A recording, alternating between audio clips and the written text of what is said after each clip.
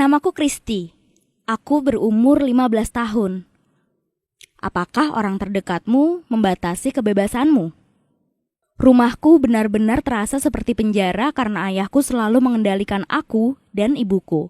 Tapi bahkan dia tidak bisa membayangkan apa yang akan terjadi padaku. Aku bercita-cita untuk bepergian ke Asia Selatan sejak aku menonton program TV saat aku masih kecil. Burma, Bangladesh, Nepal. Tapi aku bahkan tidak bisa membayangkan bagaimana aku bisa mewujudkan mimpiku. Ketika aku tidak di rumah, ayah akan menelponku ratusan kali sepanjang hari untuk memastikan semuanya baik-baik saja. Seolah-olah aku anak kecil. Aku bahkan tidak bisa pergi ke pesta sekolah, apalagi ke Asia. Di rumah, ada kamera di mana-mana. Setiap kegiatan kami direkam. Ibuku juga menderita. Ayah tidak mengizinkannya bekerja. Dia hanya berdiam di rumah dan hampir tidak bisa pergi kemanapun. Akhir-akhir ini, begitu ayah pergi bekerja, dia akan mengunci dirinya di ruang bawah tanah. Ayah adalah tyrant yang sebenarnya. Suatu hari, aku melihat ada sesuatu yang aneh mulai tumbuh di kakiku. Tumbuhan menembus kulitku seperti duri yang ada di mawar. Aku mengoles antiseptik dan mengenakan celana panjang sehingga tidak akan ada yang melihat. Hari berikutnya, tumbuhan ini berkembangnya lebih besar. Tentu saja, hal pertama yang aku lakukan adalah menunjukkannya kepada ibu. Dia ketakutan, matanya terbelalak. Dia bilang, itu pertanda buruk. Aku bertanya, sepertinya aku harus pergi ke dokter? Tidak, mereka tidak akan dapat menolongmu, katanya. Jangan bilang pada siapapun. Akhirnya, aku tidak memberitahu siapapun, terutama ayah. Tetapi, beberapa hari kemudian, pertumbuhannya sudah menyebar ke seluruh kakiku.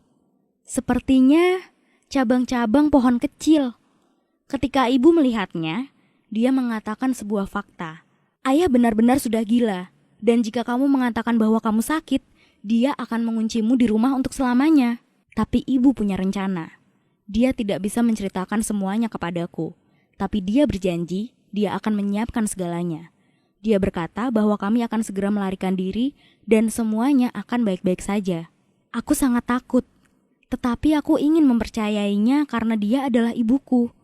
Untuk menenangkanku, dia memasakkan aku makan malam yang lezat. Tapi itu berakhir dengan tragis. Pada awalnya semuanya baik-baik saja. Kami makan stik daging sapi muda favoritku dengan asparagus dan kacang hijau.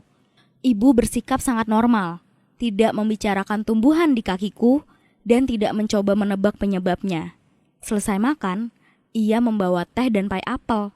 Setelah memakannya, aku merasa kepalaku menjadi berat. Tubuhku terasa aneh dan kakiku menjadi dingin. Rasanya dunia seperti mencair dan aku tidak bisa berbuat apa-apa. Aku hanya bisa berkata, "Ibu, badanku terasa sangat aneh." Dan aku pingsan. Aku terbangun di ruangan yang asing dan gelap. Aku menggedor pintu dan berteriak. Kepalaku sakit, seolah-olah kepalaku adalah rebana boneka voodoo. Ibu muncul. Dia mengatakan bahwa kemarin perang kimia telah dimulai di seluruh dunia dan untuk menyelamatkan diri, kami bersembunyi di bunker. Tempat apa ini? Mengapa keluargaku memiliki bunker?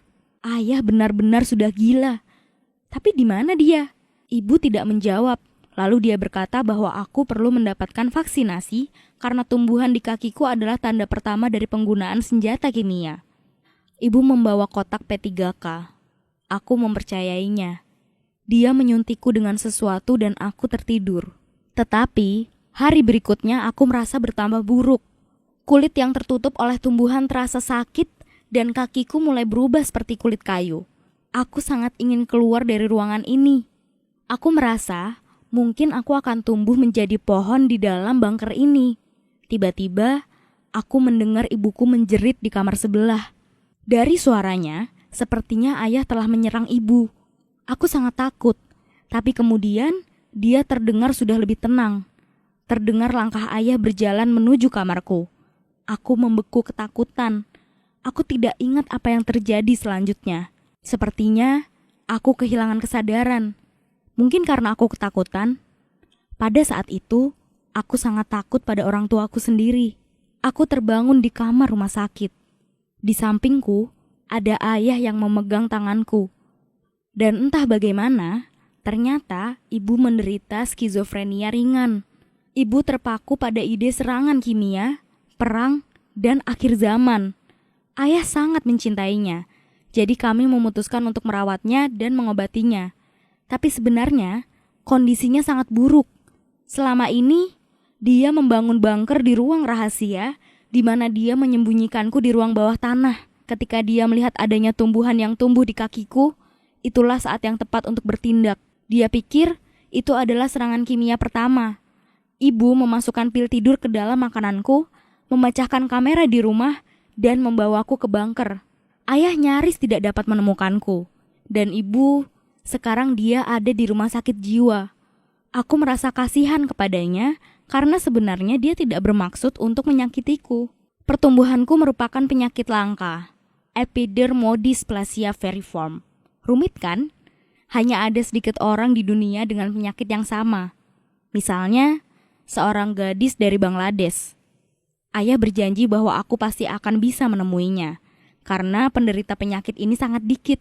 Maka untuk saling mendukung tidaklah buruk. Selain itu, impianku untuk pergi ke Asia Selatan akan menjadi kenyataan.